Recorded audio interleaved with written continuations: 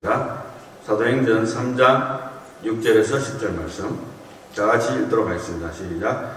베드로가 이르되 은과 금은 내게 얻거니와 내게 있는 이것을 내게 주노니 나사렛 예수 그리스도의 이름으로 일어나 걸으라 하고 오른손을 잡아 일으키니 발과 발목이 곧 힘을 얻고 뛰어서서 걸으며 그들과 함께 성전으로 들어가면서 걷기도 하고 뛰기도 하며 하나님을 찬송하니 모든 백성이 그 걷는 것과 하나님을 찬송함을 보고 그가 본래 성전 미문에 앉아 구걸하던 사람인 줄 알고 그에게 일어난 일로 인하여 심히 놀랍게 여기며 놀라니라. 아멘.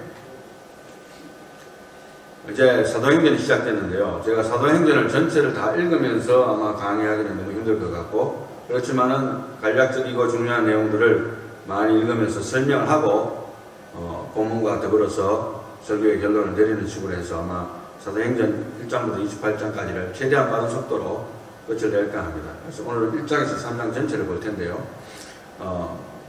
보통 일반적으로 사도행전에 대한 개요를 먼저 하고 우리가 설교를 할 수도 있습니다. 그런데 이미 제가 개요에 대한 것도 한번 했었고, 또 한 1년 반 전쯤에 사도행전을 단 한 번만, 한 주일 만에 사도행전을 다 끝낼 수는 없지만 사도행전 본문으로 딱 한 번만 설교하고 지나갔었습니다.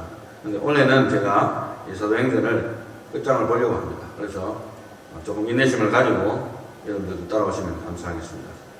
의사 누가가 데오빌로에게 쓴 글이 사도행전인데요. 누가복음과 마찬가지로 1절에 이렇게 데오빌로여 내가 1장 1절에 데오빌로여 내가 먼저 쓴 글에는 무릇 예수께서 행하시며 가르치시기를 시작하심부터 그가 택하신 사도들에게 성령으로 명하시고 승천하신 날까지의 일을 기록하였노라. 이게 뭡니까? 먼저 쓴 글. 누가복음을 이야기해 주는 거예요. 의사 누가가 두 가지를 썼는데 누가복음을 먼저 쓰고 그 다음에 사도행전을 썼습니다. 이걸 이제 알고 이해하면 이 두 구절이 그냥 바로 해석이 됩니다. 그 다음에 3절 말씀에 1장 3절에 그가 고난을 받으신 후에 또한 그들에게 확실한 많은 증거로 신이 살아계심을 나타내사 40일 동안 그들에게 보이시며 하나님 나라의 일을 말씀하시니라. 사도와 함께 모이사 그들에게 분부하여 이르시되 예루살렘을 떠나지 말고 내게서 들은 바 아버지께서 약속하신 것을 기다리라. 뭡니까? 바로 그 다음 줄에 나옵니다. 요한은 물로 세례를 베풀었으나 너희는 몇 날이 못되어 성령으로 세례를 받으리라 하셨느니라. 성령을 기다리라는 거예요. 기도하는 가운데. 이것이 예수님께서 마지막에 하신 말씀입니다. 그리고 이제 예수님의 마지막 메시지를 6절에 계속해서 보면 그들이 모였을 때 예수께 여쭈되 이르되 이제 제자들이죠. 주께서 이스라엘 나라를 회복하심이 이때니까 하니, 요거는 이제 부활 이후에 승천하시기 그 전에, 그러니까 40일이잖아요. 예수님이 부활하시고 나서 하늘로 올리시기까지 40일이라는 시간이 있었습니다. 이거 모르는 사람도 있는데, 그래서 40일 동안 보이시고 메시지를 전가하시고 본인의 모습을 직접 보이셨어요. 그리고 난 다음에 올라가셨는데, 승천하시기 전에 제자들이 물으니까 1장 7절에 때와 시기는 아버지께서 자기의 권한에 두셨으니 너희가 알 바 아니오. 이게 굉장히 중요한 구절입니다. 여러분의 신앙생활 속에서 자꾸 때를 묻는 것은 굉장히 위험한 일이에요. 그리고 때를 추정해서 맞추려고 노력하는 것도 굉장히 위험합니다. 물론 이제 마지막 때에 주님이 오실 때를 우리가 믿는 자가 도적같이를 안 오겠기 때문에 어느 정도는 알 수 있어요. 그렇지만 내가 몇 년, 몇 월, 며칠에 예수 그리스도께서 오신다고 하는 것은 이단이에요. 왜냐하면 그렇게 하나님께서 말씀하신다 했습니다. 그래서 우리가 주님이 오실 때 되면 다 알게 돼 있어요. 피부로, 영적인 피부로 알게 돼 있습니다. 8절 말씀에 1장 8절에 오직 성령이 너희에게 마시면 너희가 권능을 받고 예루살렘과 온 유대와 사마리아와 땅 끝까지 이르러 내 증인이 되리라. 이 말씀을 하시고 그들이 오는데 올려져 가시니 구름이 그를 가리어 보이지 않게 하더라. 이제 예수님이 구름 타고 올라가신 모습을 그대로 묘사를 해주고 있습니다. 그다음 이제 예수님 말씀은 끝났고요. 그런데 예수님이 올라가시는데 또 다른 메시지가 뭡니까? 누구를 통해서? 천사를 통해서. 10절 말씀에 흰옷 입은 두 사람이 그들 곁에 서서 갈릴리 사람들아 어찌하여 서서 하늘을 쳐다보느냐? 너희 가운데서 하늘로 올려주신 이 예수는 하늘로 가심을 본 그대로 오시리라 하였느니라. 이게 굉장히 중요한 구절이기도 해요. 예수님의 말씀과 더불어서 그 다음에 천사의 메시지는 하늘로 가신 것 본 그대로 오신다 했기 때문에 어떻게 보면 구름을 타고 오신다 이렇게 하면 아주 자연스러운 해석이 됩니다. 그러니까 공중으로 재림하시는 거예요. 그러니까 공중이 재림이 아닌데 이 땅끝 어디에서 예를 들어서 이디오피아나 아니면 미국이나 한국이나 뭐 일본이나 소련이나 어디에서 나는 예수다, 나는 재림 예수라고 나타나면 이미 성경에 근거한 것으로 볼 때는 이단인 거예요. 왜? 하늘로 내려와야지. 예수님이 초림은 뭡니까? 예수님이 탄생하셨을 때는 마리아의 몸을 빌어서 성령으로 잉태하셔서 땅에서 오셨지만 재림은 다릅니다. 재림은 분명히 가시적으로 공중으로 오시기 때문에 모든 사람들이 볼 수 있는 visible view로 오신다는 거예요. 그것이 재림의 모습이라는 것을 우리가 일단 기본적으로 알고 있어야 됩니다.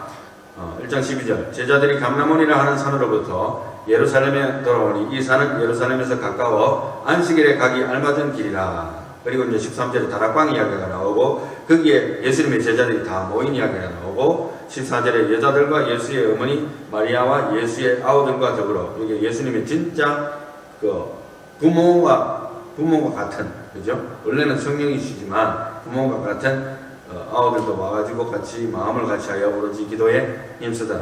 이게 가능한 거예요. 왜냐하면 수많은 사람들이 모인 게 가능한 것은 예수님의 부활을 체험하고 witness, 증인이 되었기 때문에 충분히 가능하다고 저도 생각이 되어집니다. 그래서 심지어 1장 15절에 보면은 무리수가 120명, 120명이나 되더라. 그렇게 기록하고 있어요. 그래서 이제 베드로가 리더십을 발휘해서 이때 당시로는 제자들의 수석 제자가 결국은 베드로예요. 물로 뛰어든 제자도 베드로고 예수님을 3번 부인한 제자도 베드로고 어쩔 수 없이 베드로가 총대를 지는 겁니다. 그래서 베드로가 나서서 설교를 하면서 이야기를 하면서 리더십을 발휘해서 유다를 가리켜 미리 말씀하신 성경이 응하였으니 마땅하도다. 원래 우리 수 가운데 참여하여 이 직무의 한 직분을 맡았던 자 누굽니까? 유다. 그런데 이 사람이 이제 자살을 해서 죽었잖아요, 유다가. 그래서 그 밭을 아게다마라는 이야기가 나오고, 그 다음에 20절 내려가면은 시편에 인용을 해가지고 베드로가 이야기합니다. 그의 거처를 황폐하게 하시며 거기 가는 자가 없게 하소서. 시편 69편 25절입니다. 무서운 이야기죠. 예수님의 12제자 중에 속했기 때문에 다른 어떤 수많은 제자들 중에서도 굉장히 탑 클래스잖아요. 같이 생활하면서. 그런데 완전히 뒤통수 치는 놈이 한 명 있었는 거예요. 그래서 예수님도 물론 알고 계셨죠. 스토리가 되려면 그 뒤통수 치는 놈한테 뒤통수를 맞아야 되니까.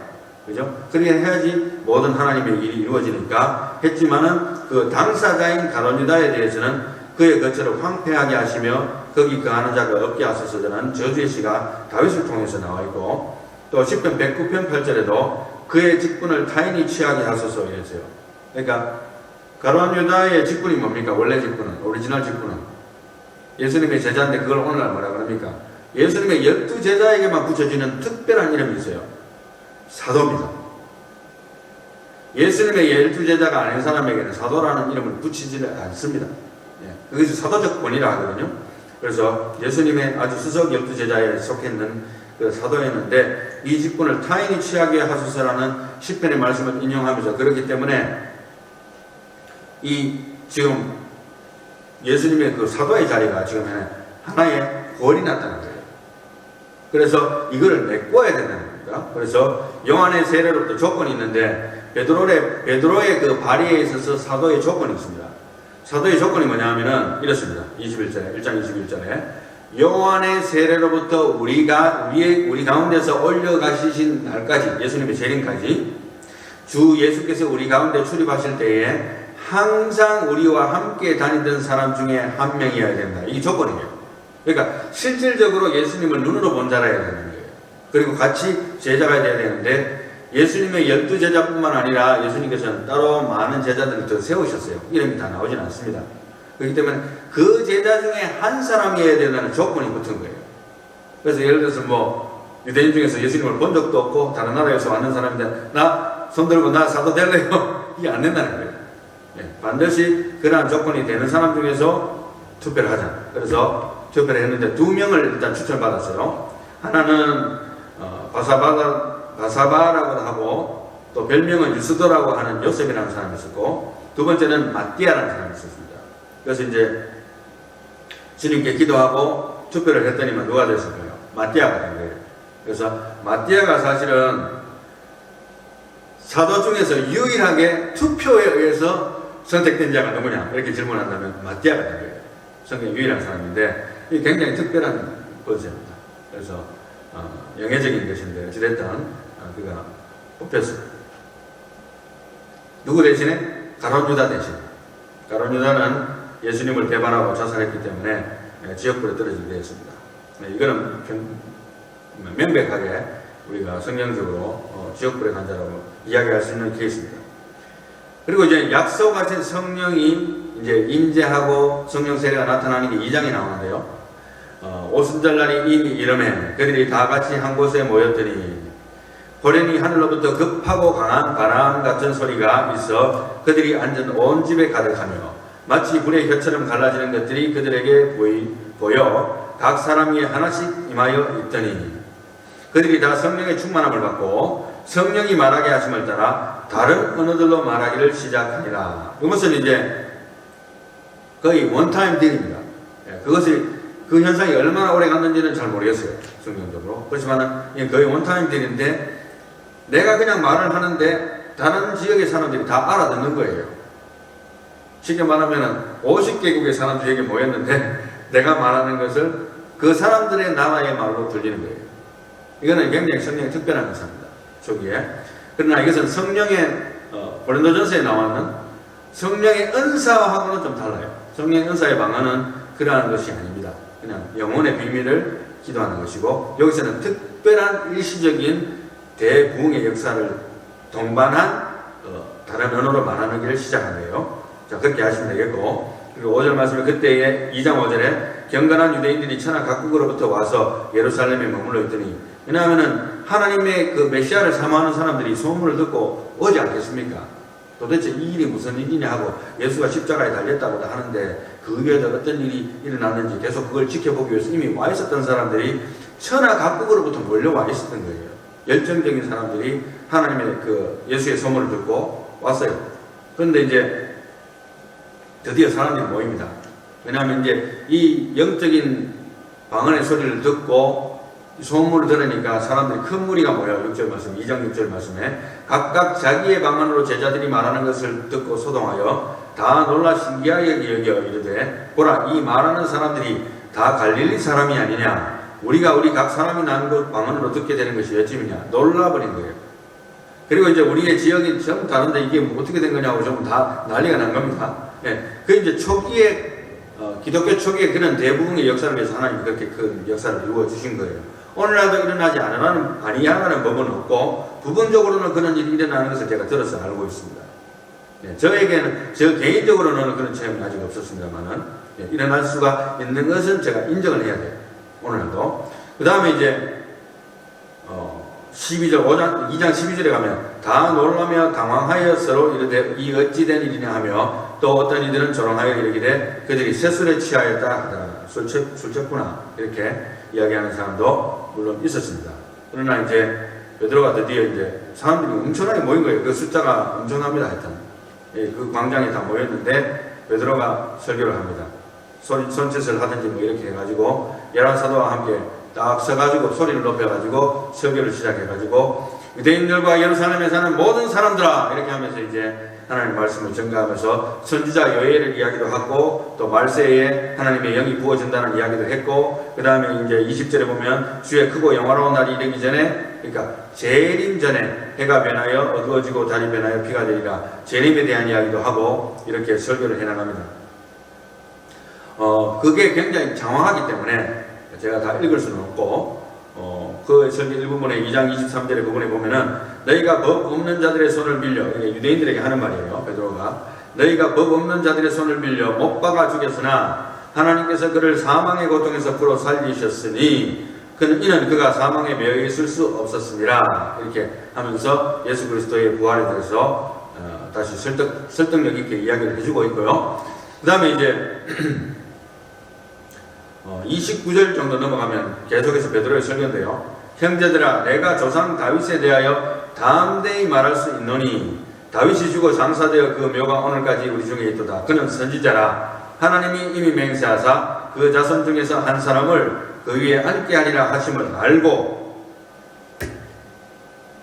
미리 본 거로 31절에 미리 본 거라는 것은 다윗이 믿음으로 영안이 열려서 그리스도의 부활을 이야기하는 거예요. 쉽게 말하면 그렇게 이제 시편을 이야기한다는 것이고, 그리스도의 부활을 말하되 그가 음부의 버림이 되지 않고 그의 육신이 썩음을 당하지 아니하시리라 하더니 이 예수를 하나님이 살리시리라. 우리가 다 그 일의 증인이로다. 결국에는 예수님의 부활도 다윗을 통하여서 예언이 됐다는 겁니다. 죽음을 보지 않고 그의 육신이 썩음을 당하지 아니하리라. 다시 산다는 겁니다. 직접적으로 그렇게 표현은 안 했다 뿐이지 그에 대한 암시가 있습니다. 그래서 그렇게 이야기하고 계속적으로 이제 예수님에 대한 이야기를 하면서 베드로가 설교를 계속합니다. 2장에. 그리고 이제 베드로의 그 설교와 그 결과가 어떻게 됐는지 2장에 또 설명이 나오는데요. 36절 이하 보면은 그런즉 이스라엘 온 집은 확실히 알지니 너희가 십자가에 못 박은 이 예수를, 너희가 했죠.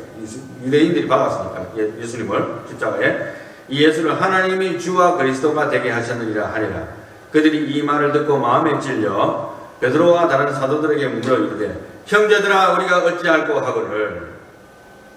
베드로가 이르되 너희가 회개하여 각각 예수 그리스도의 이름으로 세례를 받고 죄사함을 받으라. 그리하면 성령의 선물을 받으리니. 회개하고 예수 그리스도 이름으로 세례를 받으라. 그럼 죄사함을 받을 수 있다는 거예요.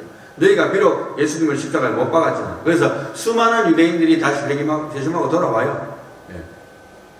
그날에.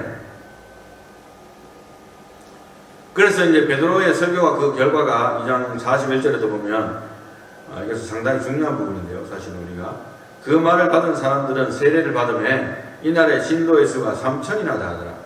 사실은 기록적으로 보면은 베드로 사도가 기록을 세웠어요. 사도 중에서. 아마 물론 이제 다른 기록이 있을 수 있겠지만 하루에 3,000명이 회개하고 세례받는다는 것은 기록적인 것입니다. 오늘날도 아마 기록이 될 거예요. 세례를 받는다는 거. 그래서 그들이 세례를 받고, 물론 위대한 사도들이 많았습니다만 하나님께서 베드로를 정말 크게 사용하셨어요.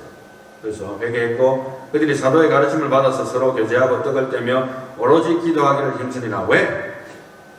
우리가 어떻게 보면 좀 이해가 안 되죠. 모든 삶을 팽개치고 한다는 것이 이해가 안 되지만 이때는 기독교가 초창기로 퍼져가는 선교 시대이기 때문에 이제 예수님의 부활을 체험하고 그 능력을 체험하는 사람은 다른 건 이제 눈에 아무것도 안 보이는 거예요. 쉽게 말하면. 눈에 아무것도 안 보이기 때문에 물불을 가지지 않고 복음을 전하는 겁니다. 그런 분위기도 됐고 성령이 임하시고 난리가 난 겁니다. 그래서 자연스럽게 우리가 그걸 이해할 수 있고, 43절에 2장 43절에 사람마다 두려워하는데 사도들로 말미암아 기사와 표적이 많이 나타날 수밖에 없죠. 예를 들어서 극단적인 경우로 우리 세계로 성교교회 여기 앉으신 분들이 모든 것을 다 시금을 전폐하고 모여가지고 재산을 다 팔아가지고 다 한 군데 얹혀놓고 우리가 기도와 모든 것에 열심하고 전대한다면 역사 나타납니다. 그건 나타나요. 그건 어쩔 수 없는 거예요. 그렇게 지금 현재 되어가고 있는 겁니다. 그 다음에 이제 45절이 상당히, 44절과 45절이 상당히 인상적인 것인데, 믿는 사람이 다 함께 있어 모든 물건을 서로 통용하고 또 재산과 소유를 팔아 각 사람의 필요를 따라 나눠주며, 이제 이거를 공산주의의 모티베이션으로 삼으면 안 돼요. 그 다음에 오늘날도 이것을 적용할 수 있느냐? 그냥 단도직입적으로 말하면 no라고 대답을 할 수밖에 없어요. no. 현실적으로 맞지 않습니다. 그때 기독교 초창기에 그렇게 할 수 있었고, 그러나 만약에 이제 우리에게 emergency situation이 온다, 전쟁이 터졌다, 모든 것이 다 날아가고 힘들어졌다, 믿는 사람끼리, 신뢰 가는 사람끼리 뭉치지 않으면 살 수 없는 시대가 올 수 있어요. 그런데 그때는 사람을 조심해야 됩니다. 왜냐하면 믿는 사람을 잡아줄 수 있어요. 누구를 믿을 것인가는 평상시 신앙생활 하는 가운데 결판이 날 거예요, 여러분들. 이 자리에 앉은 분들 중에서 내가 누구를 정말 목숨을 걸고라도 믿을 것인가 하는 것을 신앙생활하고 교제하는 가운데 판단이 되는 거겠죠. 그런 이머전시 시츄에이션이 왔을 때, 영적인 대환란이 왔을 때에, 우리에게 만약 우리 살았을 때 왔을 때에 누구를 신뢰할 것인가 하는 점수가 나올 겁니다. 거기에 따라서 모든 게 판단이 되겠죠. 그러나 이제 그런 이머전시 시츄에이션 뿐만 아니라 여기는 완전히 성령의 사역에 있어서 초창기이기 때문에 하나님이 그렇게 역사하시고 사람들의 마음이 순수하게 하나가 되었고 있어요. 그래서 46절에 2장 46절에 날마다 마음을 같이하여 성전에 모이기를 힘쓰고 집에서 떡을 떼며 기쁨과 순전한 마음으로 음식을 먹고 하나님을 찬미하며 또 온 백성의 칭송을 받으니 주께서 구원받는 사람을 날마다 더하게 하시니라. 사람들에게 칭찬받을 수밖에 없죠. 이 기독교 공동체가 이렇게 하나가 되어버렸으니까. 그렇게 해서 하나님의 역사도 나타나고 그런 모습을 보여주고 있습니다. 그런 와중에 이제 3장에 오늘 본문 말씀에 배경 스토리가 나오는데요. 3장 1절부터 보면 제9시 기도 시간에 오후 3시쯤에 베드로와 요한이 성전에 올라갈 새 나면서 못 걷게 된 이를 사람들이 메고 오니 이는 성전에 들어가는 사람들에게 구걸하기 위하여 날마다 미문이라는 성전 문에 두는 자라. 그가 베드로와 요한이 성전에 들어가려 함을 보고 구걸하거늘 베드로가 요한과 더불어 주목하여 이르되 우리를 보라 하니 그가 그들에게서 무엇을 얻을까 하여 바라보거늘. 이제 그렇게 된 겁니다. 그러니까 이제 베드로 오늘 본문 말씀이 어떻게 되는가 하면 이건 노래로 제가 표현하고 싶습니다. 은과 금 나 없어도 내게 있는 것 내게 주니 곧 나사렛 예수 이름으로 일어나 걸어라. 그는 걸었네 뛰었네 찬양했네. 그는 걸었네 뛰었네 찬양했네. 곧 나사렛 예수 이름으로 일어나 걸어라. 역사가 일어나 버린 거예요. 나사렛 예수 그리스도 이름으로 일어나 걸어라 하면서 손을 내밀어서 잡아 당겨버리니까 일어나 버린 거예요. 순간적으로 베드로에게 그 믿음이 온 거죠, 물론. 그러나 기도하는 사람이었기 때문에 능력이 있었던 거예요. 그러니까 역사가 일어난 겁니다. 지금 기도의 파워가 지금 엄청나게 쌓여있는 상태예요, 사실은. 뛰어서서 그러며 그들과 함께 성전으로 들어가면서 걷기도 하고 뛰기도 하며 하나님을 찬송하니 모든 백성이 그 걷는 것과 하나님을 찬송함을 보고 그가 본래 성전 미문에 앉아 구걸하던 사람인 줄 알고 그에게 일어난 일로 인하여 심히 놀랍게 여기며 놀라니라. 뭐 어쩔 수 없는 거예요. 완전히 다 놀란 거예요.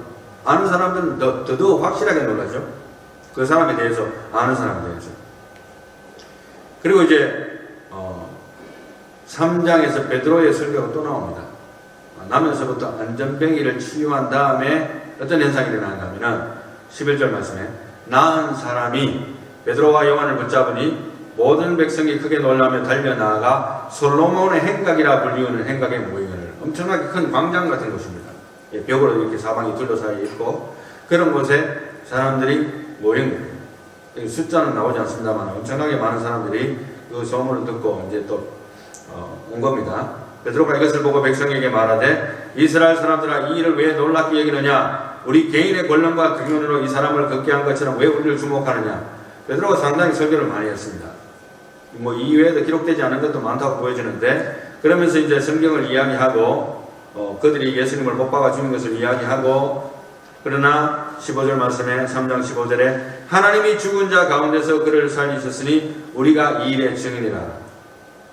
예수 그리스도의 부활을 증거합니다. 그리고 이제 이 아포튜니티를 놓칠세라. 왜냐하면 이 설교의 기회를 놓치면 안 돼요. 그래서 계속해서 밀어붙입니다. 16절 말씀에 3장 16절에 그 이름을 믿음으로 그 이름이 너희가 보고 아는 이 사람을 성하게 하였나니 예수로 말미암아 난 믿음이 너희 모든 사람 앞에서 이같이 완전히 낫게 하였느니라. Not me. In the name of Jesus. 예수의 이름으로 이 사람이 나은 거지 내가 그런 게 아니라는 거예요.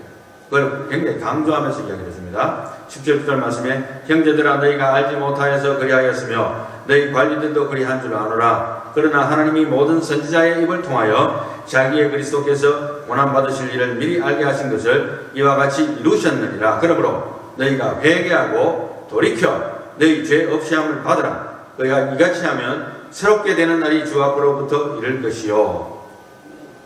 예수님을 너희가 못을 박았다 할지라도 용서받을 수 있다는 것을 이야기해 주는 거예요. 왜냐하면 그건 성령 회방죄는 아니기 때문에, 몰랐기 때문에.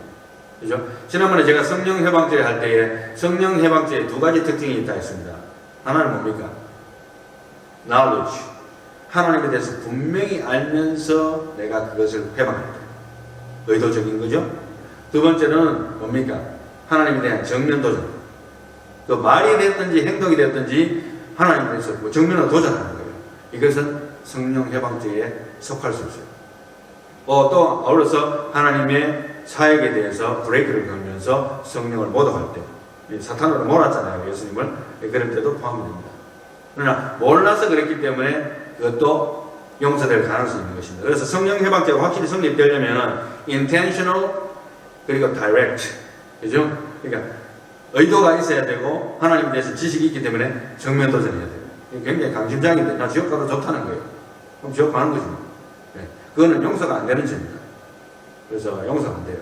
그러나 이런 케이스는 몰랐기 때문에 십자가에 못 박았다 하더라도 회개하고 돌이켜서 죄 없이 함을 받으라. 회개하면 용서해 준다. 이것이 하나님의 메시지라는 겁니다.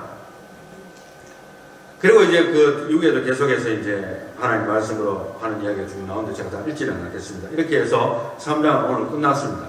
우리 1장, 2장, 3장의 내용을 대충 보면서 오늘 본문과 함께 우리가 요약을 했는데요. 오늘 설교 제목이 무엇입니까?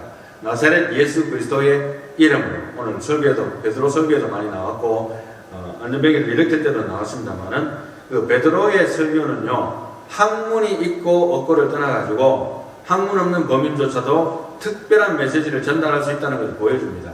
그것은 3,000명이 회개한 것으로 봐서도 알 수 있어요. 지난번에 제가 설교하면서 Numbers don't lie 했는데 목사님 교회 개척한 지 5년 됐는데 아직 50명도 안 되면서 자꾸 넘버 이야기하면 우리가 위축되잖아요. 그렇게 할지 모르지만은 결국에는 Numbers don't lie. 한인 인구가 제한이 있고 뭐 그런 핑계 될 것도 없고 또 큰 교회가 주변에 있고 그것도 핑계 될 것도 없고 우리 교회만 보자. 그래서 나이가 부족하구나, 기도 더 해야 되겠구나 이런 생각하면 되는 거예요. 예. Plain and simple. 그래서 특별한 메시지를 하나님께서는 학문이 없는 자에게도 주셔서 3,000명이 회개하고 계속적으로 하나님의 말씀을 선포하는 지혜를 주셨어요. 성경 말씀을 읽은 것이 다 생각나니까 아주 조목 있게 설교를 하는 거예요. 메시지에 힘이 있는 거예요. 그래서 이 특별한 메시지 중에서 선포적인 메시지가 또 성령의 감동으로 올 수 있는데 그 대표적인 샘플이 베드로의 설교와 오늘 본문에 나타난 안전명령에 대한 선포적인 메시지인데요. 은과 금은 내게 없거니와 내가 내게 명하노니 나사렛 예수 그리스도 이름으로 명하노니 일어나. 그러나 명령이잖아요. 누구의 이름으로? 예수의 이름으로. 지난번에 제가 한번 설교할 때도 했습니다만 예수의 이름에는 능력이 있습니다. 예. 그냥 하지 마시고 기도할 때 우리가 제일 마지막에 모두 기도한 다음에 아멘 이렇게 하는 게 아니고 예수님의 이름으로 기도합니다. 아멘 하는 이유도 사실 우리한테 리마인드도 되고 듣는 사람한테도 리마인드 되는 것이 뭐냐면 우리가 하나님 앞에 나갈 수 있는 유일한 수단은 예수 그리스도밖에 없다는 거예요. 예수님이 없으면 우리가 하나님 어떻게 이야기해요? 이 다 막혀버렸는데 죄 때문에 불가능하잖아요. 그리고 메시지의 내용의 핵심은 은과 금은 내게 없거니와 내게 있는 이것을 내게 주노니 나사렛 예수 그리스도의 이름으로 일어나 그러라는 것이 핵심이었다고 제가 방금 말씀드렸습니다. 네, 결론적으로 계속적으로 이야기하면 결론을 내려보겠습니다. 결론은 선포적 삶을 살아가는 그리스도인이 되자. 이것이 오늘 결론이에요. 선포적인 삶을 살아가는 그리스도인이 되자. 사실은 삶이라는 것은 일단 하나의 메시지예요. 여러분들이 뭐 인정하든 안 하든 여러분들의 그런거리 행동, 말 그리고 여러분들이 평상시에 하는 생활 습관, 다른 사람에게 비춰지는 모든 것, 자기 자신에게 비춰지든지 다른 사람에게 비춰지든지 하나님께 비춰지든지 그 모든 것은 하나의 메시지입니다. 어떻게 보면 가장 강력한 메시지죠. 그것이 받쳐주지 않는 상태에서는 예수 믿으시오 하면 넌 안 믿어. 꺼져 이래버려요. 쉽게 말하면. 전도 안 되잖아요. 일단 그런 소리는 안 들어야 되겠다 싶고. 그죠? 그래서 가장 강력한 메시지는 나의 삶이다. 예수 그리스도의 십자가 부활을 믿는 자로서의 삶을 내가 살아드리고 있는가. 삶 그 자체가 하나의 선포적인 메시지를 가리키고 있다는 것을 우리가 인정하고 시작합니다. 그리고 그 선포적인 삶의 핵심에는 뭐냐면은 뭐가 있습니까? 나사렛 예수 그리스도의 이름이 존재해요. 여러분들이 왜 여러분들의 행동과 말과 행동 하나님 앞에서나 또 사람 앞에서 왜 또 자기 자신에 대해서 왜 내가 그렇게 조심스럽게 살아가고 힘들게 살아가고 어떨 때는 또 힘을 내기도 하고 이렇게 살아갑니까? 남에게 욕을 먹더라도 참기도 합니까? 왜? 예수 그리스도의 이름이 걸려있기 때문에.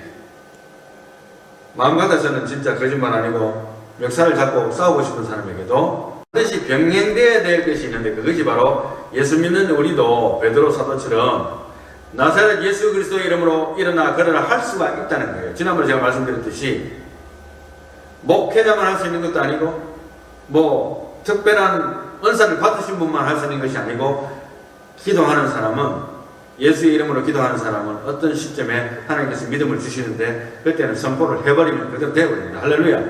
왜? 하나님이 성령께서 주신 마음이니까 역사가 일어난 거예요. 그 땅에 수많은 안전병이나 불구자가 있었겠지만 이 사람의 이야기만 나오는 거예요. 뭐 베드로가 찾아다니면서 그러면 그런 사람만 치료했는가? 그거 아니거든요. 하나님의 타이밍도 있습니다. 그리고 선포적 삶에 대해서 보면 할 수 있거든이 무슨 말이냐, 믿는 자에게는 능치 못할 일이 없느니라는 주님의 가르침에 근거해서 믿음으로 선포하는 삶을 살아가는 거예요. 내가 믿음이 없는데 선포할 수 없잖아요. 그런데 믿음의 핵심이 한 가지 있어요. 뭐냐면, 이거 목사님, 저는 기도도 부족하고 항상 기도도 많이 못하고 뭐 5분도 10분도 하기도 힘들고 그때 많이 해봐야 30분 하고 이렇게 하는데 내가 무슨 능력이 있겠습니까? 일단 그 생각을 일단 지우세요. 내가 예수를 믿으면 내 기도가 평상시 기도 생활이 좀 부족한 사람일지라도 어떤 순간에 하나님께서 그 문제를 해결하게 할 때에 선포할 수 있어요. 내가 나사렛 예수 그리스도의 이름으로 명하노니 나를 괴롭히는 나의 이 질고가 떠나갈지어다. 할렐루야. 적어도 그건 알 수 있어요. 자기 자신에 대한 것만큼은 1000번만 해도 누가 알아. 이게 시험도 될 수 있는데 하나님을 시험하는 것이 아니고, 그죠? 자기 자신에 대해서만큼은 선포하더라도 야단칠 사람 없어요, 여러분. 내가 나를 위해서 기도하고 내가 나를 향해서 나사렛 예수 그리스도의 이름으로 명하니 이 거짓된 생각이 내 안에 드는 이 사탄의 생각이 떠나갈지어다. 이 성경적이잖아요. 어떤 어딕션에 빠졌어요. 사람이 중독에 빠졌습니다. 그 중독이 뭐 어떤 종류의 중독이든지 간에 상관없어요. 중독에 빠지면 사람이 헤어나지 못하잖아요. 그러면 예수 그리스도 이름으로 명하노니 이런 중독은 나에게서 떠나갈지어다. 아무것도 아닌 것 같아도 역사가 일어나기 시작합니다. 여러분, 예수의 이름에 능력이 있는 거예요. 그래서 어떤 주문을 외우는 식으로 사용하기를 제가 권하는 것은 아니에요. 그러나 우리가 예수의 이름을 걸먹일 때는 벌써 사탄이 떨기 시작합니다. 이게 굉장한 영적인 파워입니다. 그래서 Why don't you use the name of Jesus? 예수님의 이름을 왜 이용하지 않습니까? 내 혼자가 어떻게 하지? 내가 어떻게 해결하지? 내가 어떻게 이겨보지? 예수의 이름으로 선포를 합니다. 계속적으로 말하면 그러므로 기도하는 사람이 선포적인 삶을 살 수 있다고 제가 말씀을 드릴 수 있겠는데요. 주변에서 금식기도 중인 주변의 지인들과 기도에 힘쓰시는 성도님들을 보면은 하나님의 역사가 굉장히 강하게 나타나고 빠른 속도로 나타나는 것을 제가 보게 됩니다. 제 삶에도 마찬가지고. 그리고 하나님의 역사는 두 가지로 나타나요. 뭐 여러 가지로 나타날 수 있겠네요. 하나님의 역사는 한 두 가지 정도로 나타나는데, 하나는 죄악의 파괴로 나타납니다. 지난번에 제가 설교할 때도 말씀드렸습니다만은 예수의 이름에는 죄악을 파괴시키는 권세가 있다. Elimination. 완전 제거시켜버리는 거예요. 그러니까 그렇게 되자면 뭐가 일어납니까? 회개와 변화가 일어난다는 거예요. 예수의 이름으로 선포하기 시작하고 기도하기 시작하니까 마귀가, 내 속에 있는 마귀가, 주변에 있는 마귀가 견디지 못하니까 막 발작을 하는 거예요. 뒤집어지는 거예요.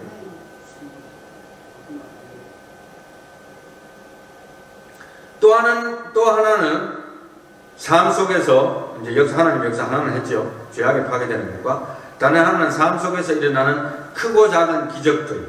베드로와 요한이 체험한 것처럼 이는 교회의 부흥과도 연결됩니다. 할렐루야. 기적이 물론 다는 아니에요. 그렇지만은 교회에서 기적이 일어나면 교회의 부흥을 앞당겨져요. 많은 사람들이 과연 하나님 살아계신구나. 내 친구도 전도하고 그렇게 되는 겁니다. 그래서 기도하라는 겁니다. 그리고 그런 관점에서 본다면 말씀과 예배와 찬양이 살아있고 기도하는 하나님의 사람들과 교회들에게는 안전병이가 일어나고 죽은 자가 살아나며 시기 질투와 우상숭배와 온갖 죄악의 찌꺼기들이 드러나고 회개하게 되어지고 온 도시가 소동하는 대부흥의 역사까지도 체험할 수 있다는 것이 성경적이에요. 오늘날도. 할렐루야. 목사님, 우리 교회는 작기 때문에 It's not gonna happen. 그런 일은 일어나지 않겠습니다라고 생각하는 것은 그것도 일종의 교만입니다. 제가 이렇게 작은 교회에서 이제 개척을 시작해서 패밀리 단위로 시작해서 한 5년 정도 지나고 보니까 가끔은 제가 느끼는 게 뭐냐, 교회가 작다고 좀 무시하는 듯한 발언을 하시는 분들이 있더라고요. 그래서 그냥 바이패스, 나는 그냥 지나가긴 하는데 절대로 그렇지 않습니다. 그래서 작은 교회든 큰 교회든 중요한 게 아니고 그 속에 하나님이 살아계시고 살아있는 하나님을 믿는 성도들이 꽉 차 있는가, 그게 중요한 겁니다. 거기에서부터 역사가 일어나는 줄로 믿습니다. 그러므로 선포적인 삶을 살고 싶으신가요? 하나님 앞에 무릎을 꿇으시면 됩니다. 할렐루야. 기적은 무릎을 꿇고 기도할 때 나타납니다. 그리하면은 나의 삶 속에서 나도 모르게 예수 그리스도 이름으로 명하노니 나를 괴롭히는 이 사탄 마귀야 예수 이름으로 명하노니 떠나갈지어다. 그리고 나의 삶 속에서 예수 그리스도의 이름으로 명하노니 풍요로움이 시작될지어다. 선포하면서 기도하면서 믿음으로 나아갈 수 있는 저와 여러분들이 다 되시기를 예수님 이름으로 축원합니다. 기도합니다. 하나님 감사합니다. 믿음이 부족하고 또 감히 우리가 어떻게 선포할 수 있겠습니까 하면서 망설여질 때도 많았습니다. 일평생을 정말 손으로 꼽을 정도로 우리가 선포하지 아니하고 살았던 것 같습니다. 이제는 나 자신을 위한 기도부터 시작해서 기도 중에 기도한 다음에라도 우리가 선포하는 삶을 살기를 소망합니다. 아버지 하나님의 참으로 우리가 지금까지 미지근한 신앙생활을 했습니까? 아버지 하나님, 나 자신의 미지근함을 향해서 책망하면서도 예수 그리스도의 이름으로 선포하기를 원합니다. 아버지 하나님이여, 무슨 기도를 하든지 믿음으로 선포할 수 있기를 원합니다. 아버지 하나님이여, 예수 그리스도의 이름, 나사렛 예수 그리스도의 이름으로 모든 것을 할 수 있느니라고 하신 말씀을 믿고 믿음으로 선포적인 삶을 살아갈 수 있는 저희들이 될 수 있도록 축복해 주시옵소서. 예수님 이름으로 기도하옵나이다.